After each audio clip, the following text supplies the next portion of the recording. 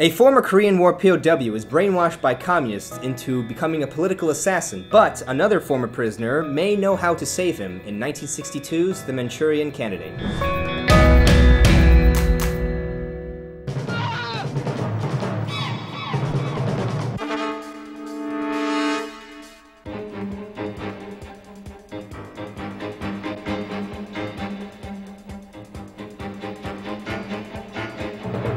Now, the year is 1962, and films in Hollywood are just starting to be made a little bit different. There's a lot more of an edge to the way that films are being made. There's less censorship involved, and The Manchurian Candidate is really a great example of that time period because it's really it's a lot of firsts. I think it certainly is. It's the introduction to espionage in films.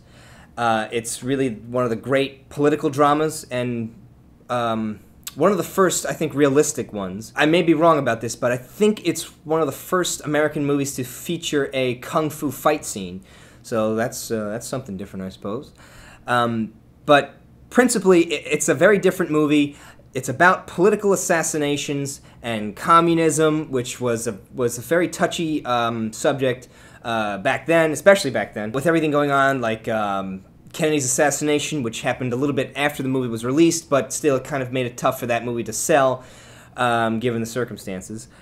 So definitely a lot of controversy to the material, and it was kind of hard for the movie to get green-lit to be made. But production was made very possible by the film's star, Frank Sinatra, who really believed in the production and really fought hard to get it made, and I gotta say, I think it's his best performance that he's ever done. I think that has a lot to do with just the source material, the complexity of his character, and he's supported by a great cast, including Lawrence Harvey, Angela Lansbury, who was nominated for an Academy Award, and Janet Leigh, who her part was not originally written, I don't think, into the source material, but she was added in because even then you needed a love interest. There had to be some romance in a movie, otherwise it was kind of hard to sell it. She did a really terrific job, I think, of adding a third dimension to a character that was otherwise kind of just floating around. And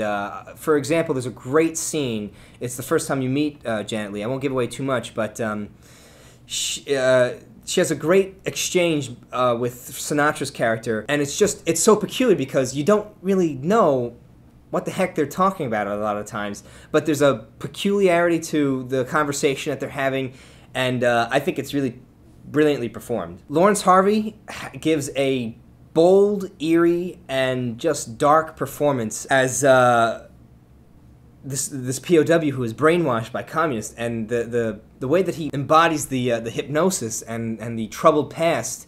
Him and Sinatra both is just really very, very bold, and I don't think very safe.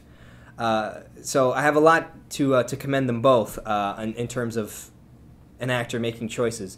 It's really a terrific role, and I think Lawrence Harvey at the time, he wasn't really taken, I don't think, quite seriously as an actor. He was a good-looking young actor, and I think it was doubted whether or not he had chops, and I think this role really proves that he's a mainstay. A lot of that has a lot to do, I think, with Angela Lansbury, who gives him a lot of the performance. She plays a brilliant role as his mother, and I'm not sure the exact number of years, but she was quite young to be playing his mother. I don't think it was even more than 10 years older than him, which is cool because, I mean, back then it didn't really matter, if you were actually that much older than the person who was playing your son or your mother.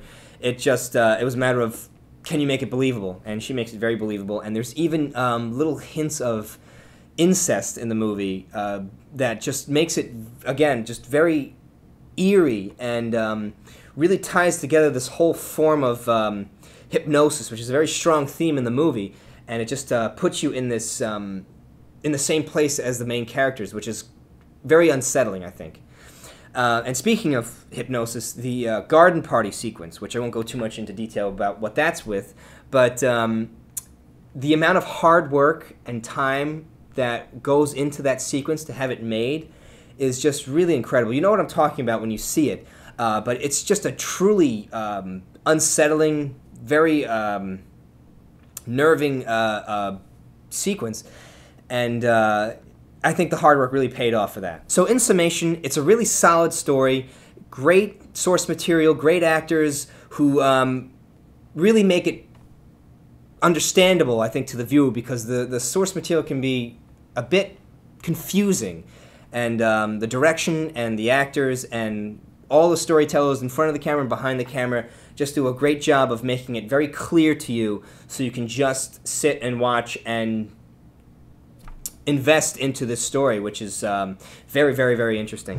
So let me know in the comments what you thought of The Manchurian Candidate. What did you think of the garden party sequence? Was it as well put together as I explained that it was? What did you think about the scene between Janet Leigh and Frank Sinatra when they first meet? I thought that was a brilliant scene.